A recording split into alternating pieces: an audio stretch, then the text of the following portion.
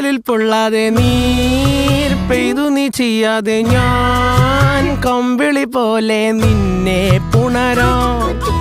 ഞാൻ നിന്നുടെ മാറത്തു മെല്ലെ വേരുകളാഴ്ത്തിടാം. നിൻ ഹരിത പരവതാനിയാവാം. കാലം കൂട്ടുനിന്നില്ലെങ്കിലും എന്നെ പറിച്ചെറിഞ്ഞാലും വീണ്ടും പടർന്നു കേറിടും ഞാൻ.